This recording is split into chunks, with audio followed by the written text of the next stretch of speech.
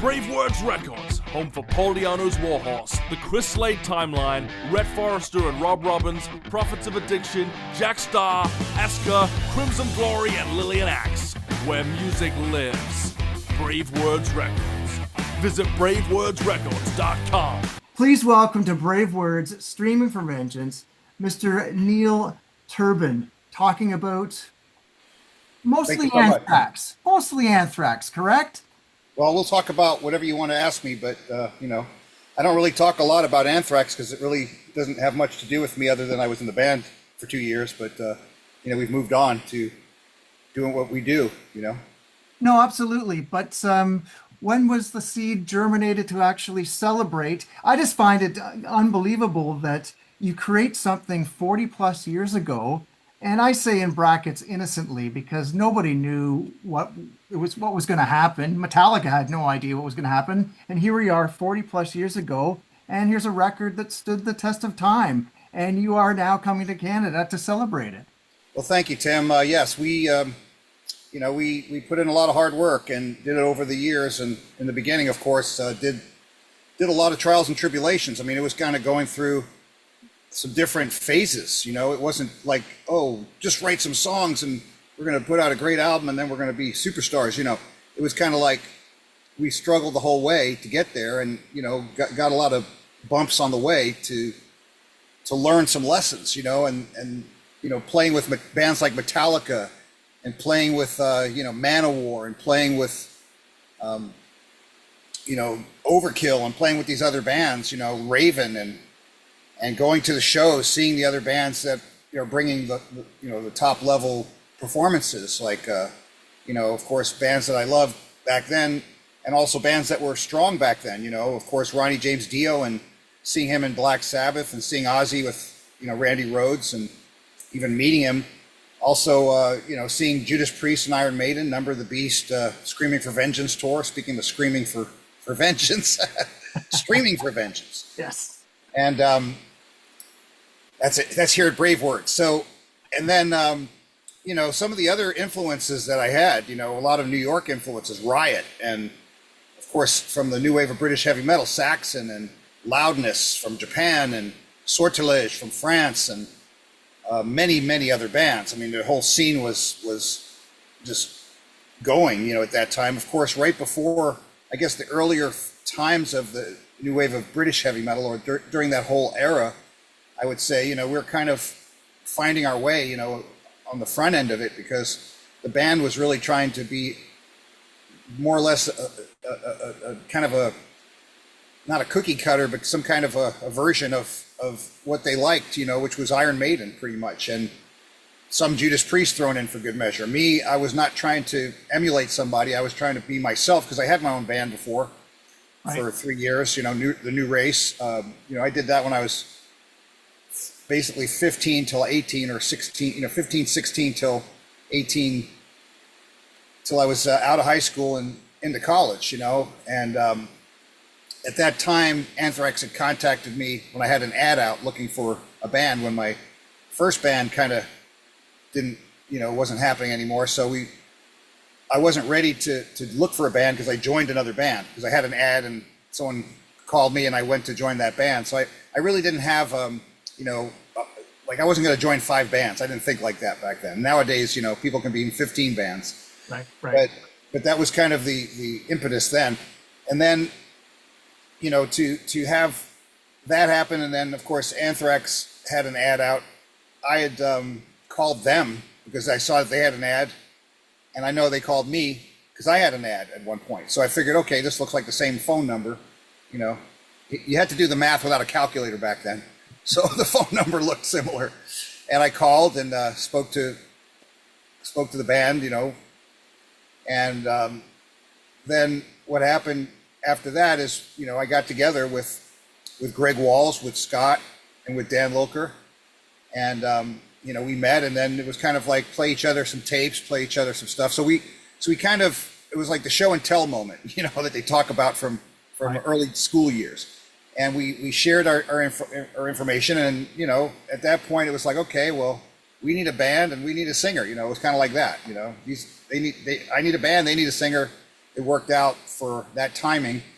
And, you know, so we decided to go together. And then, of course, 2 weeks later they had a show booked at Great Gildersleeve. So that was kind of hectic to try to learn all those songs. But I mean, that's why I'm describing the early steps, because it really set the stage for, you know, having to deliver, you know, like you're put into this time frame of expectations and you have to deliver. So I had to deliver.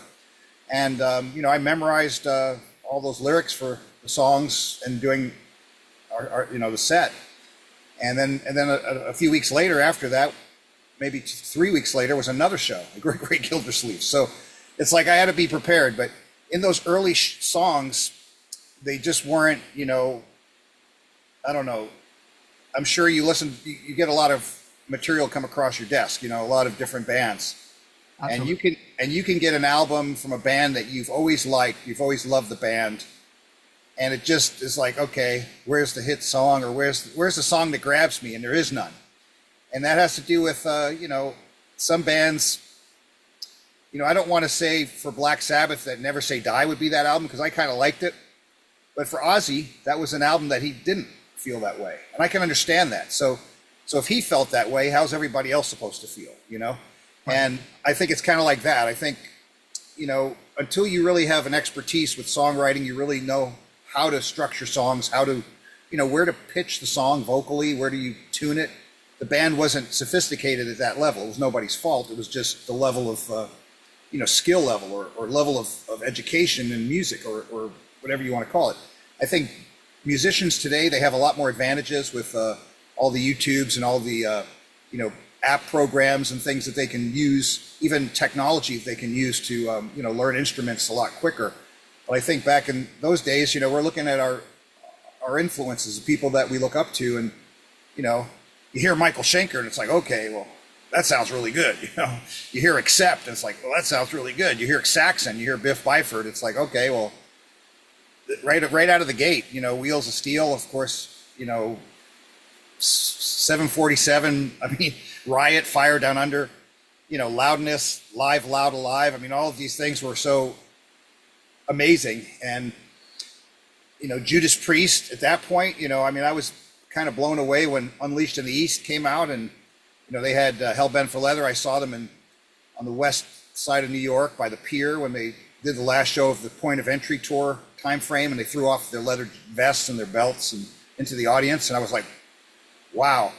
I mean, I went to an audition, a rehearsal when I was, gosh, I must have been about 15. I was a little green. And I went to this audition for this band, and the drummer of the band ended up, he was a great double bass drummer. His name was Larry Rudolph. He ended up being the manager for Britney Spears, the attorney. I mean, the guy that handled her career. But what's ironic is I went to his house the second time to rehearse. You know, we went the first time to the studio, and these guys were older. They're like in their 20s, and except for Larry, who was a great double bass drummer. He was my age, like, you know, 15 or 16. I think he was 16, and I was maybe 15. And it was just, you know, I was a little bit ahead of my game there, you know. And, you know, these guys were playing Thin Lizzy, Jailbreak, and they were playing Montrose, I Got the Fire, and they were playing, you know, and the guitar player who had this belt buckle from his, you know, on his guitar strap, and he had a mustache, and he had the longer hair than me, and he was like, wow, you know, just totally into it.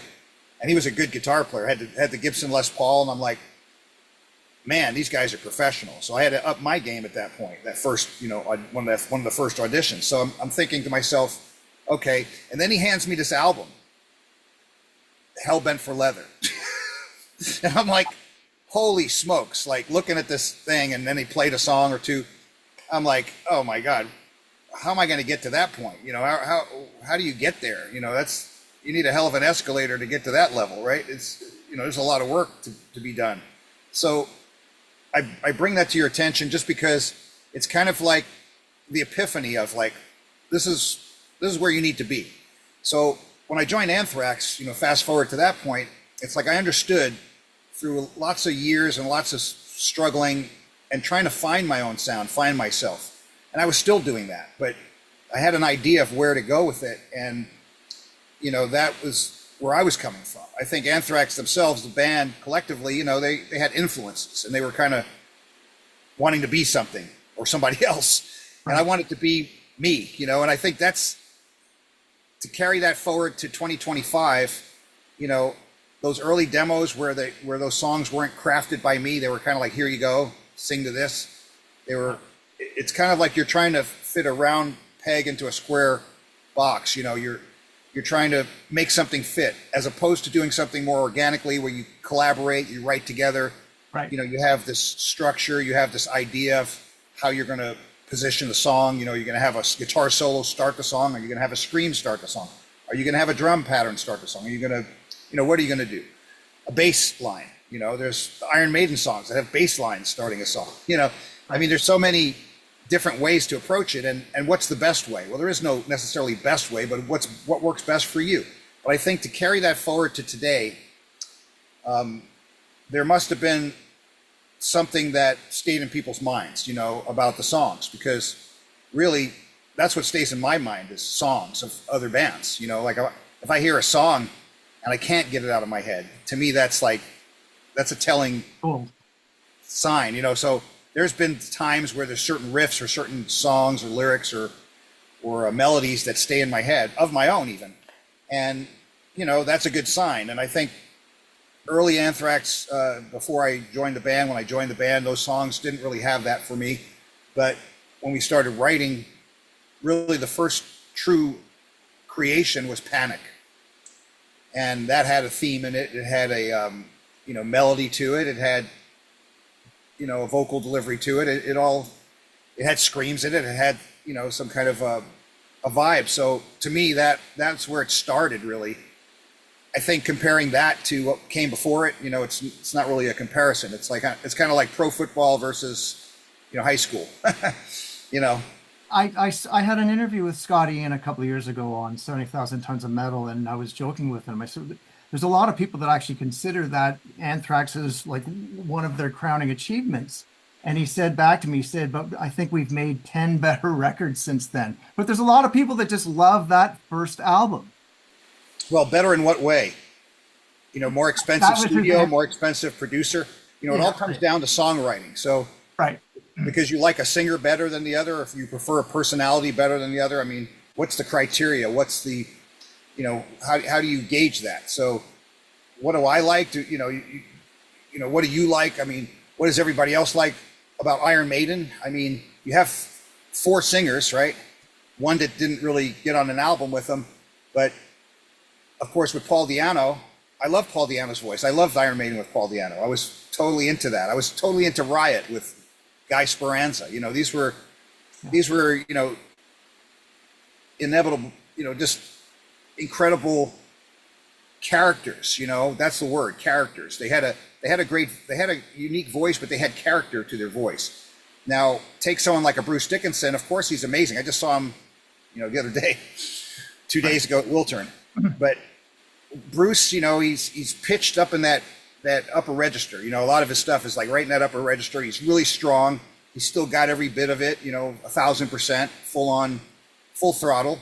And I love Bruce Dickinson, but I also love Paul Di'Anno. And to me, I really like that era, you know, of Killers and Made in Japan and the first, you know, Phantom of the Opera and all that with Paul Di'Anno. So to me, it's like, certainly it's like different bands, you know, by having, even the music kind of kept some thematic to it, but it changed a bit, you know, by the time you got to Power Slave or things like that. I mean, I think Number of the Beast was great for me. Power Slave I liked, but I think Maiden kind of went in a different direction than had they had Paul Di'Anno still in the band.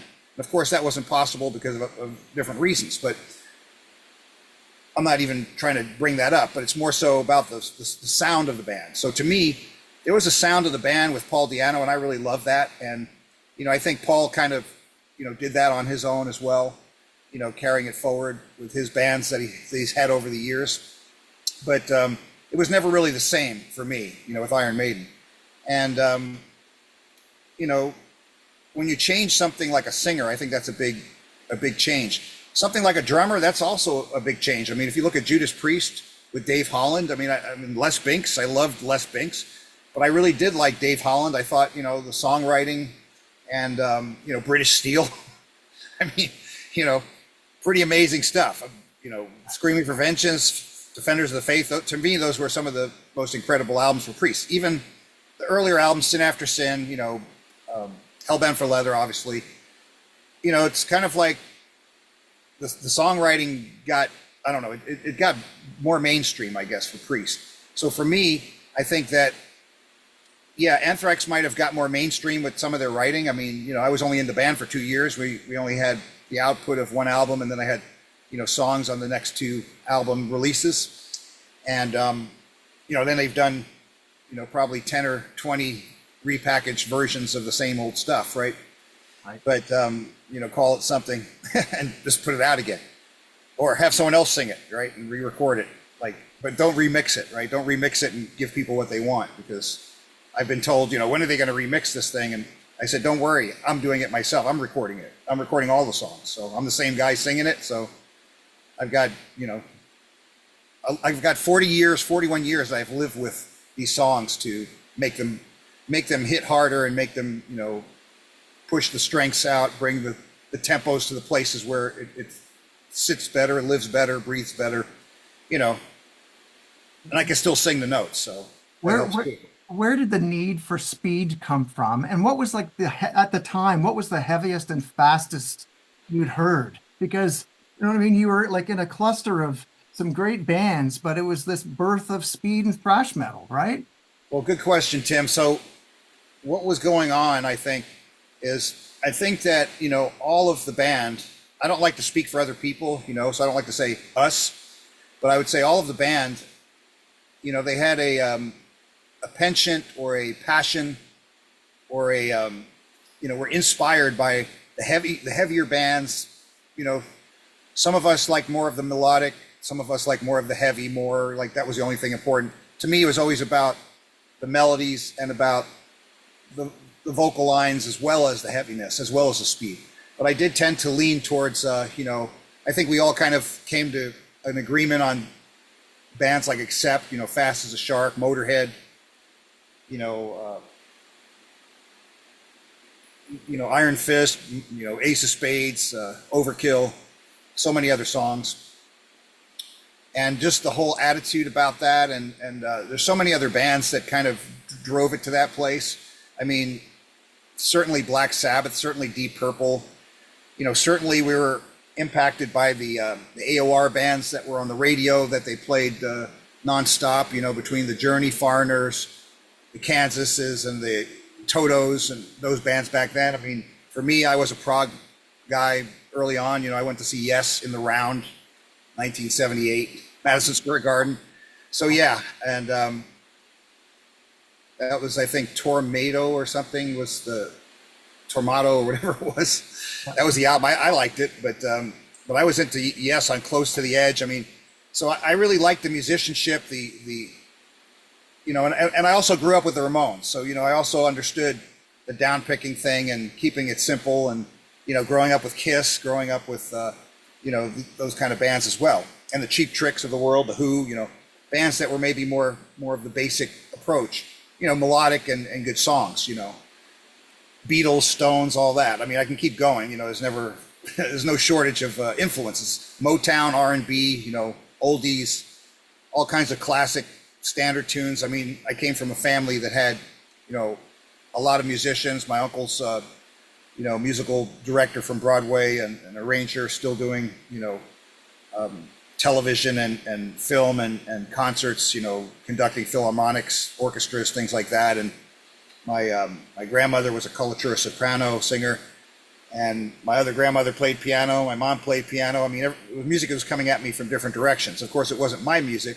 We're talking about the generation gap, different generations of different music. But, right. I got to learn about George Gershwin, I got to learn about, the classical music, Tchaikovsky and, Chopin and people like that. And, of course, all the Bach, Beethoven, Mozart that you can handle. And, so these are great influences. And this is all before hip hop and all before any of these, like there was funk, and there was R&B. So to me, that was an excellent form of music. I loved it, and the melodies were great, and the talent was incredible.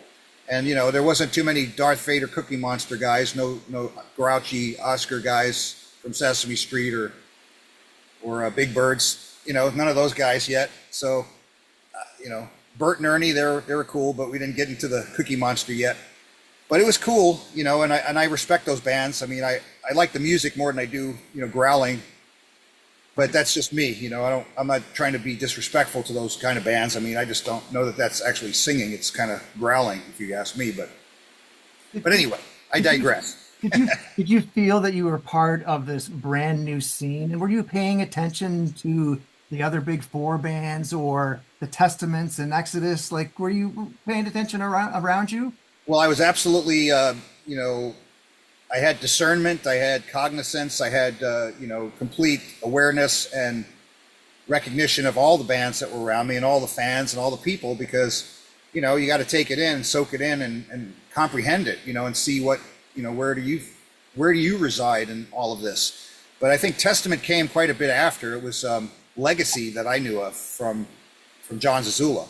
He had a tape of them at his house, and that was a band, he mentioned, but it wasn't like, and he had his flea market. So I didn't really, I wasn't really like, I mean, when I was in Anthrax, Testament was not really, I was out of the band in 1984 in August. So Right. it wasn't really, I don't know how far they were with their name Testament versus Legacy at that point. I'm not sure. But Exodus, I played with Exodus in San Francisco. I knew about Exodus. Kirk Hammett, he, came from Exodus. They were one of the Bay Area bands. They were certainly in my mind, and I was a fan of Exodus at that point. And of course, after playing with them, but I think back then it was a matter of what you could afford to buy, or what people played for you and turned you onto. Like if they had the album and they turned you onto it, they had the album or the tape.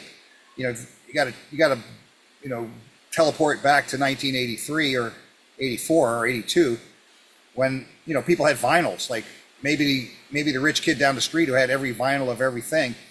But you're also talking about imports. Some of these albums you got to get it from an import store, and if you live in Peoria, you're probably not going to have access to the best heavy metal store. Maybe if you're in New York or LA or something, or it depends on where they even have it, and I mean, a great example would have been Loudness. Where do you, when I did an interview for the Metal Voice, I interviewed Minoru Miyahara, and I told him I had Law of Devil's Land, one of the albums with the Japanese, I know. there's like a paper on it in Japanese, and it says the price and all that.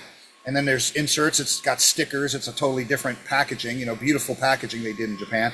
And he's like, how did you get that album? Here in the United States, like how he's asking me.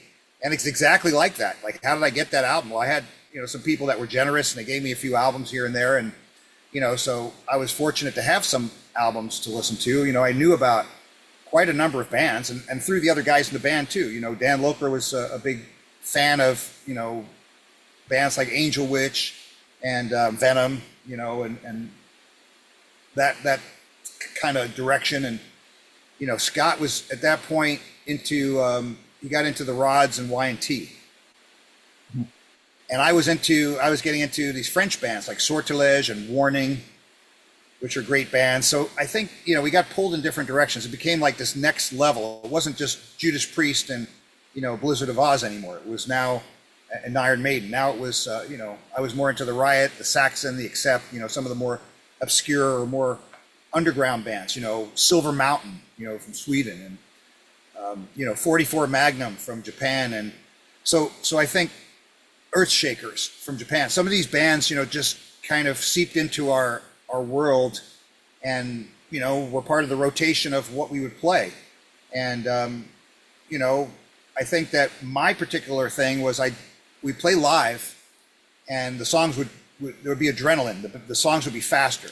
So if you actually pull up a tape or a video or a YouTube of an Anthrax show back in 84 or 83, and you compare it to anything that you've heard on an album, if you can find songs that are on albums that are from then, what you'll hear is that the songs are played with a lot more fire, a lot more energy, a lot more, like they're kind of aggressive and they're pushed. And I think that there's a happy space where you find that pocket of, where that song sits really well. Now, sometimes the songs are played too fast and you feel like, hey, this is a little fast. But vocally, it's not fast because the vocals work really well when you're pushing it to a certain place. But there's a thing that I call stupid fast, where it gets to the point where it's just rushed, you know, and it's not comfortable anymore. It doesn't feel right. So, you know, for me, I try to find the position, you know, the pinpoint of where do these songs really live the best. And that's what I did to all of the songs that I've been a part of with Anthrax. So whether I sang them or wrote them or, you know, had something to do with them, that's what I'm re-recording. So I'm just giving you that because I understand what works for me.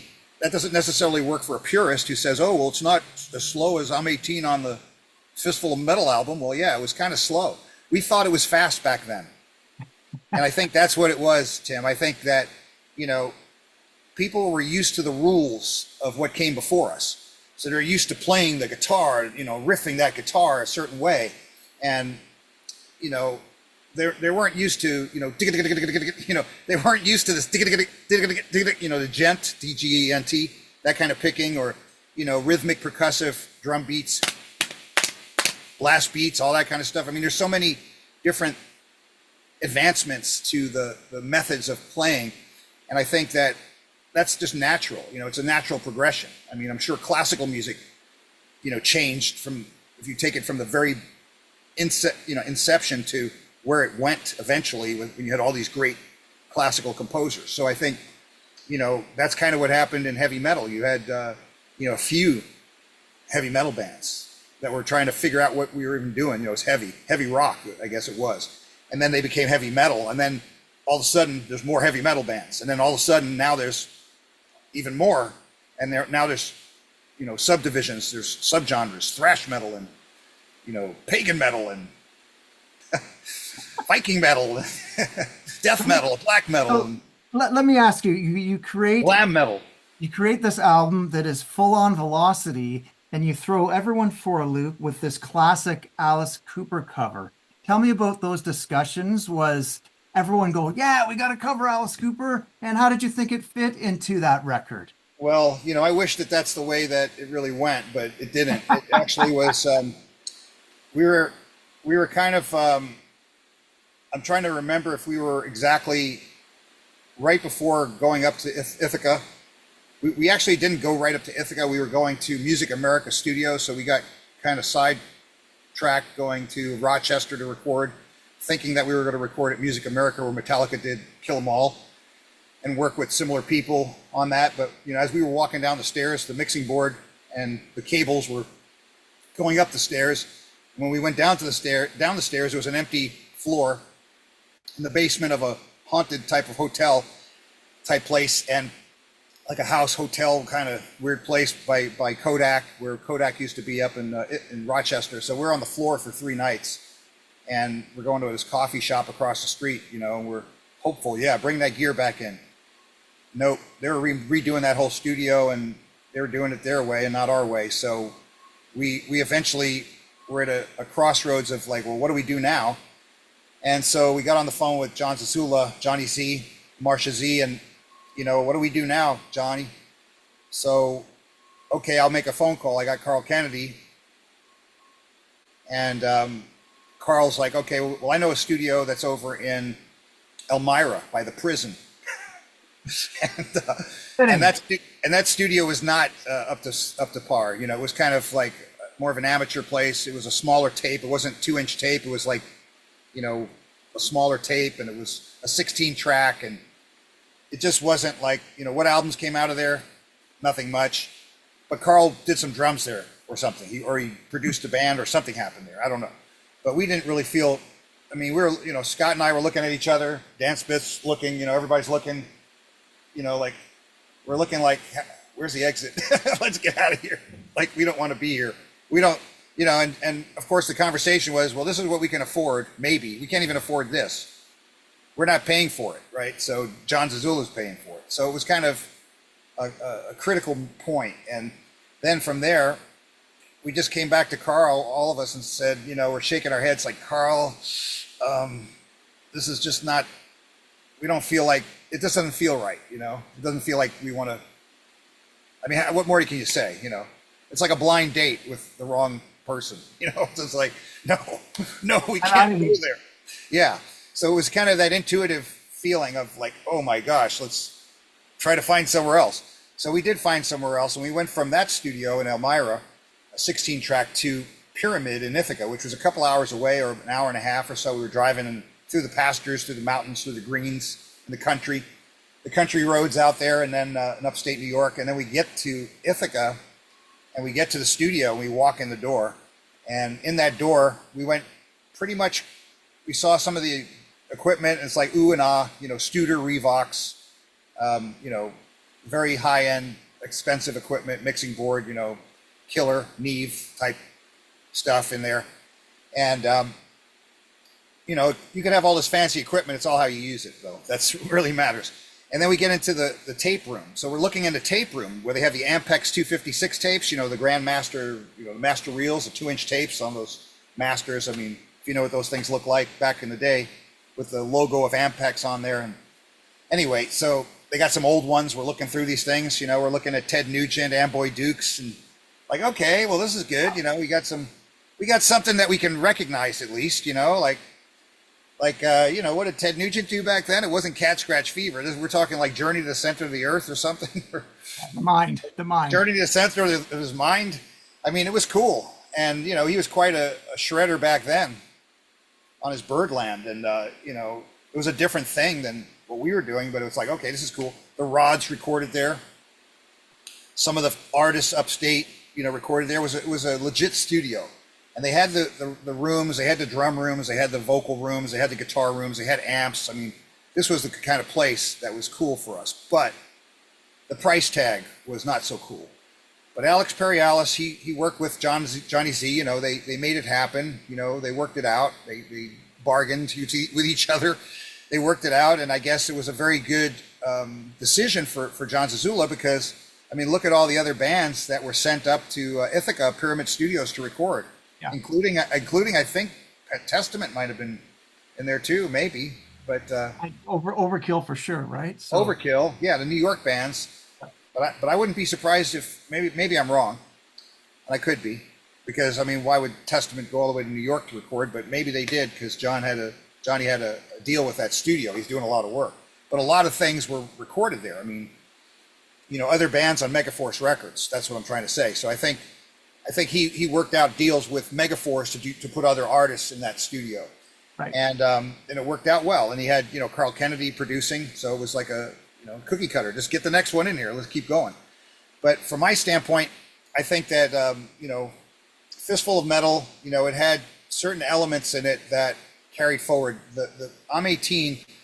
That was something that Johnny Z supposedly said to Scott. You know, this is a song that I want you to do. And when Scott told me, I was like, well, you know, I vote for If You Want Blood, You Got It, AC/DC, because that's a much more representative song of what I do. He says, well, this is what John Zazula wants to do. This is what we're doing. He's paying for it. So you can talk to him. Well, Johnny, come on, man. Can't we? No, we're doing I'm 18, and that's what we're doing. Wow. And, you know, John Zazula had his rock roots. You know, he liked Rolling Stones. He liked Grateful Dead. He liked, you know, he liked Alice Cooper. He liked the older rock bands. I mean, you know, and I like them too.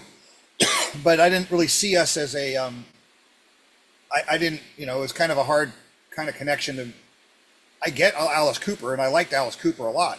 But, you know, I would think maybe School's Out, or, you know, Under My Wheels, or something.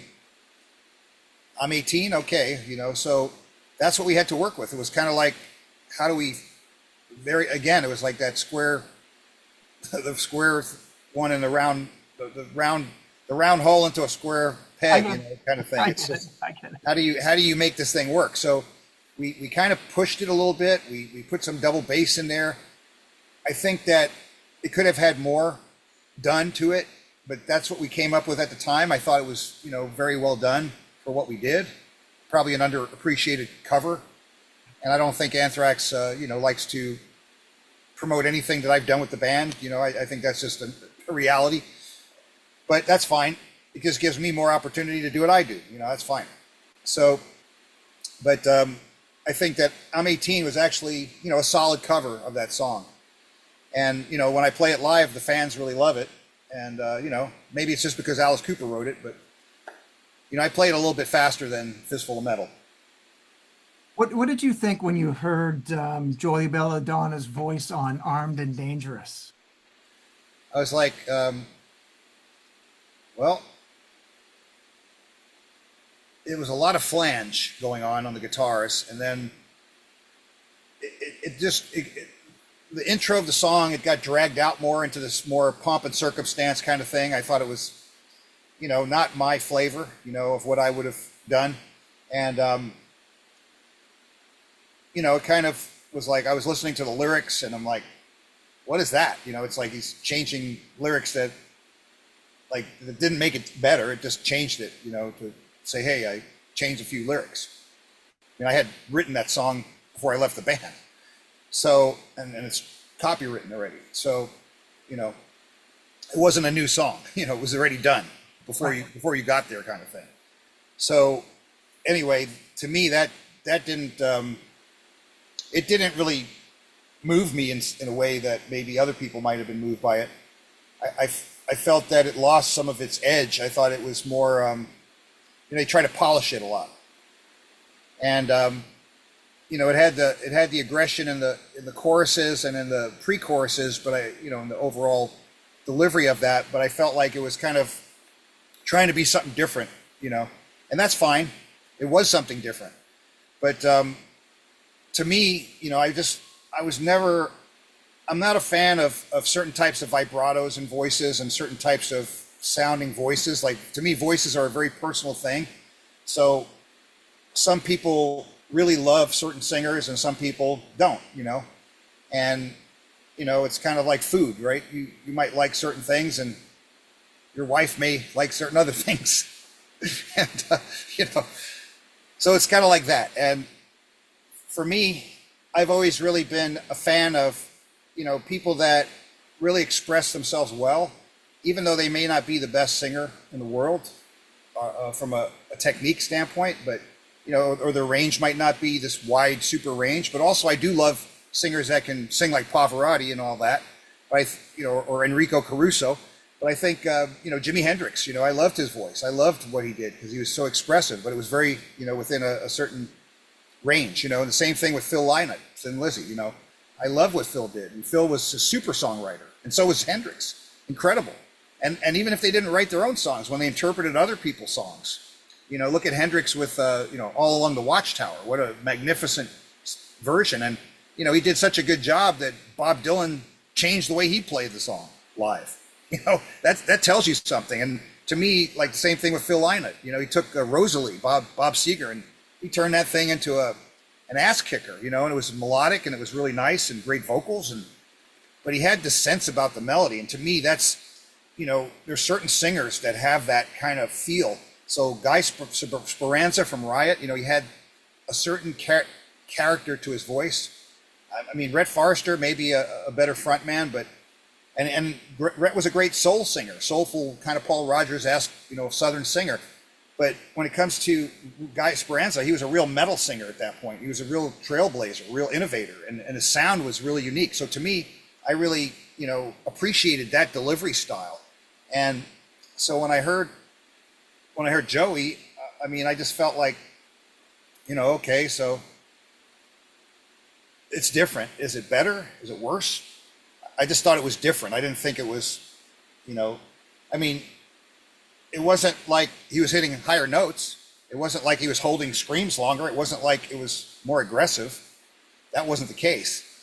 It was, people think he's more melodic, what they write online. Well, okay, if that's what people think. They've heard me on Fistful of Metal. That's all they've heard. So, if you want to judge everything based on one recording, then go right ahead.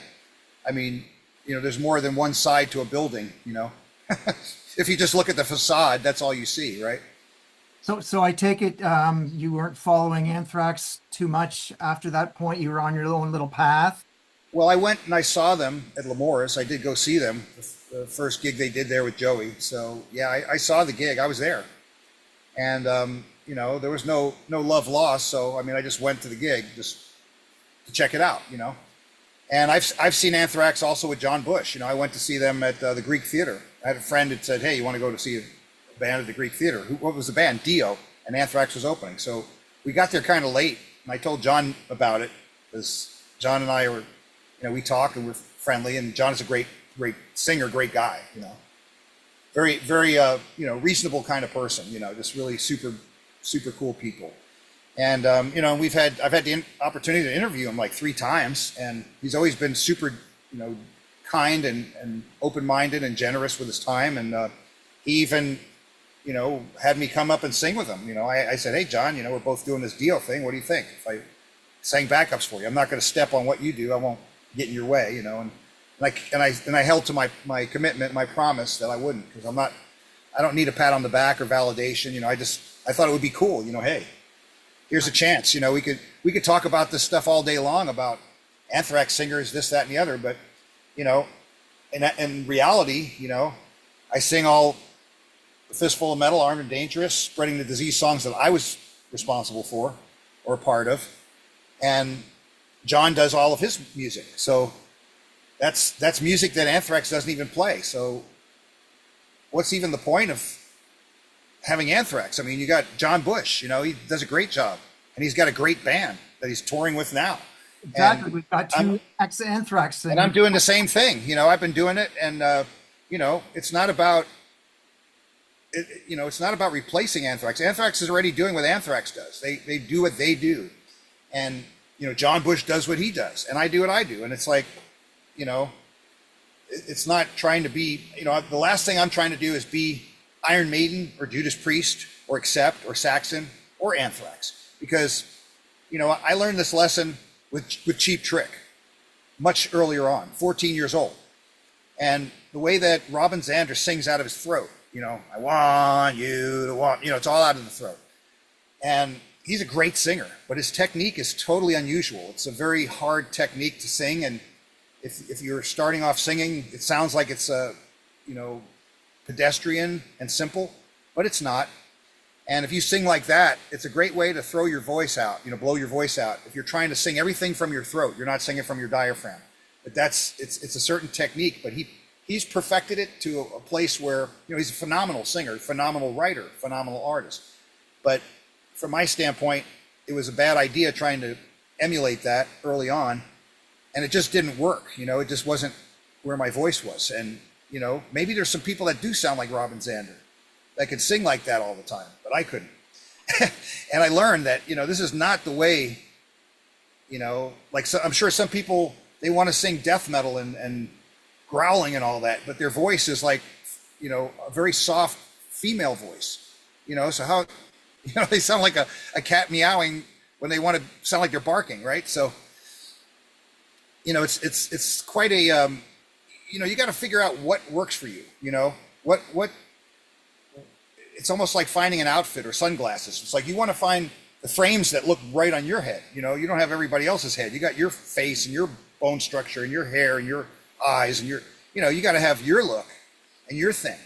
And there are people that wear some funky ass glasses, not yours, Tim, but you know what I'm saying? It's like they got like this big head and they got these tiny little glasses, or they got this really small head and they got these gigantic glasses. It's like, okay, you know, I can't stop looking at their gigantic glasses. But it's just, you know, it's like music is like that, I think. And it's like finding where you reside, you know, finding your zip code, finding where that element of, you know, your comfort zone, your sweet spot, you know. And I think that music is really energy. It's really vibrational energy. You really have to go with the flow of the chi energy and where that, you know, vibration is. And it's, and that vibration speaks to people. And that's really what Fistful of Metal is to me, you know, and that's where I come from a singing standpoint. And that is what I teach when I, you know, teach vocalists, other vocalists to project and how to sing, you know. Don't think of it as singing. Think of it as moving energy. Right. Thank you. From here to here, as Thank B.B. you King for said that. to me. Thank you for this. I appreciate the interview. I look forward to seeing you in person live in Toronto this weekend. Yeah, we're playing this weekend in Toronto on October 12th at the at the Rock Pile in Toronto with some amazing bands. Supporting me is Drowning in Blood, and they're playing with me on stage. And then, of course, we have some other amazing bands. I'll just mention the other venue. We're also playing at the Piranha Bar in Montreal on Saturday, on October 11th. And also, there's also VIP meet and greet, just so you know, and merch they'll have. And then on Friday, we're going to be playing in Ottawa, or what's the name of that place? It starts with an N. Oh, you've got me. Sorry. That's all right. It's like Nepa something.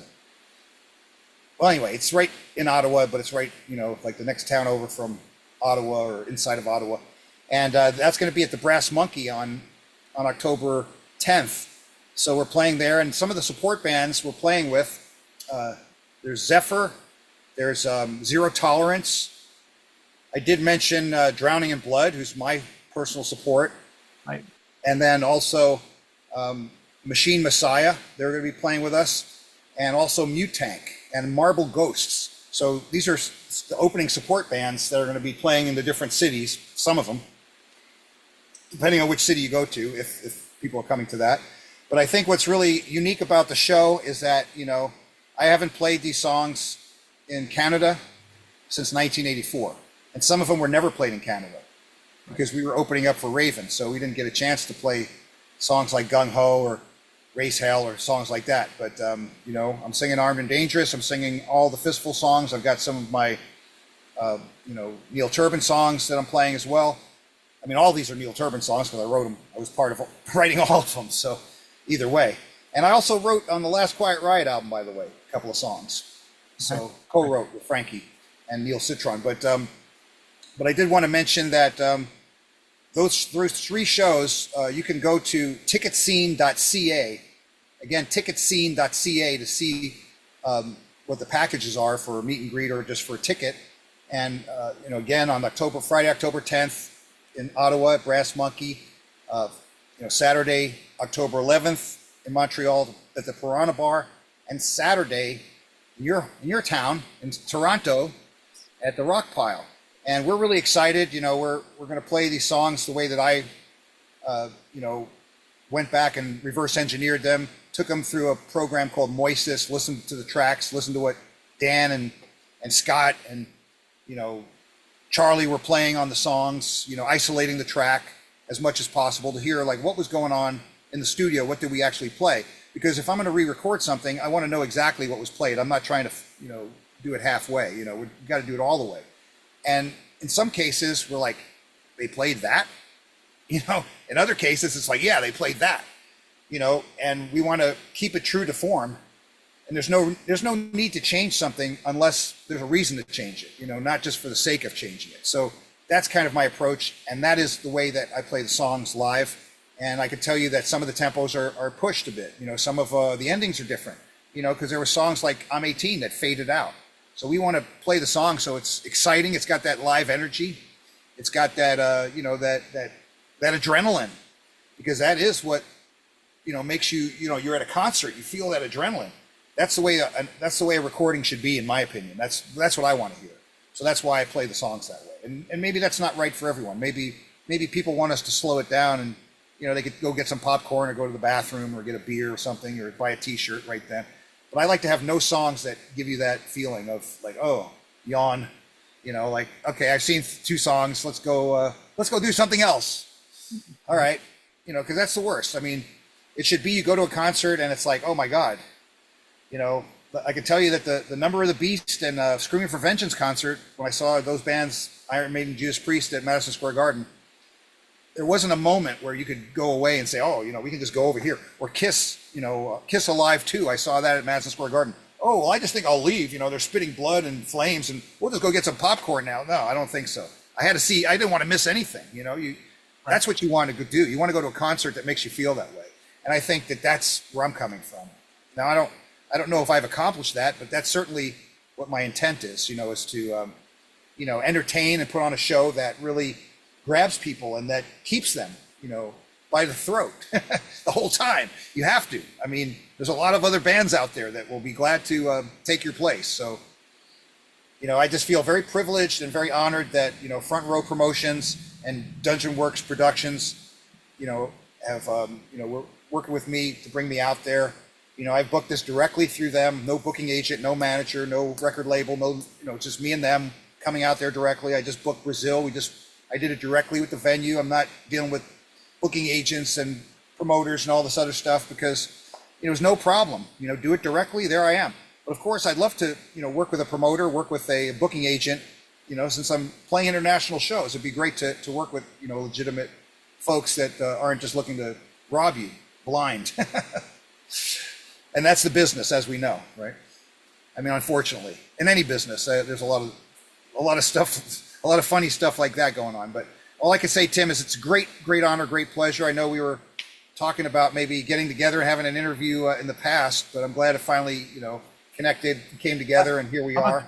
But I just want to say that my prayers are with you for your full, speedy recovery. I hope you're, you know, feeling stronger every day, and I know you've done, you know, so much to try to just hold on and to be here today on this interview. You know, thank you so much for you know, making this happen, because it's really you that you know, I mean, I owe it, you know, it's an honor for me that you would, after you weren't feeling well, to go and do this interview. Because I'm a soldier of metal. You are, man. You are a true warrior. A true metal warrior. We will see you in Canada. I can't wait, man. I look forward to seeing you, Tim. And thank you so much, and stay metal thrashing mad!